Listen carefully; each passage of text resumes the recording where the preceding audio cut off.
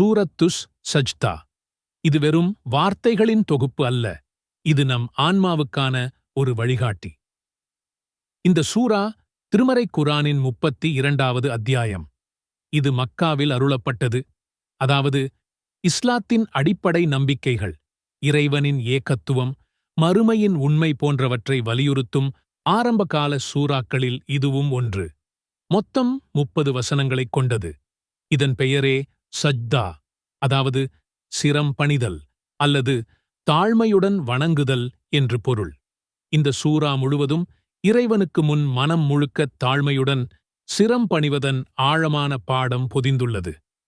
நபி ஸல்லல்லாஹு அலைஹி வஸல்லம் அவர்கள் வெள்ளிக்கிழமை அதிகாலை ஃபஜ்ர் தொழுகையில் இந்த சூராவை படிப்பதை வழக்கமாகக் கொண்டிருந்தார்கள். அதனால்தான் நம்மில் பலரும் வெள்ளிக்கிழமை அதிகாலையில் இதை ஓதுகிறோம். ஆனால் வெறும் ஓதல் மட்டும் போதாது, அதன் வசனங்களை நம் உள்ளத்தில் இறக்க வேண்டும். அதைச் செய்ய முதலில் இந்த சூராவின் வரலாற்றை புரிந்து கொள்ள வேண்டும். அதன் பின்னணியையும் அது நமக்கு உணர்த்தும் மகத்துவத்தையும் அறிய வேண்டும்.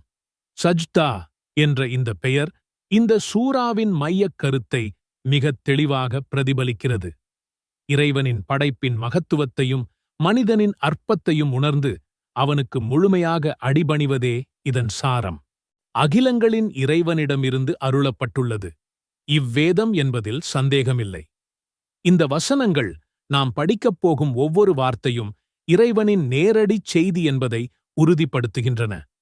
அடுத்து வரும் வசனங்களில் அல்லாஹ் தான் வானங்களையும் பூமியையும் இவ்விரண்டிற்கும் இடையிலிருப்பவற்றையும் 6 நாட்களில் படைத்துப் பின் அர்ஷின் மீது அமைந்தான். அவனையன்றி உங்களுக்கு உதவியாளரோ பரிந்து பேசுபவரோ இல்லை. எனவே இவற்றையெல்லாம் நீங்கள் நினைத்து சிந்திக்க வேண்டாமா? இந்த உருவாக்கம் எவ்வளவு பெரிய அதிசயம்! இதை நாம் எத்தனை முறை சிந்தித்திருக்கிறோம்?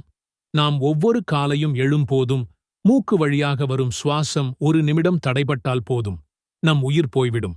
ஆனால் அந்த சுவாசத்தை நாம் கட்டுப்படுத்த முடியாது. அது இறைவனின் அருளால் தடையின்றி நடக்கிறது.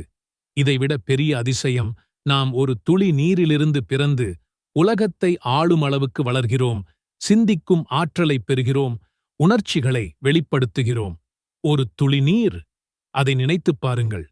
இந்த வசனங்களை ஓதும்போது என் மனதில் ஓர் உண்மை உறைகிறது.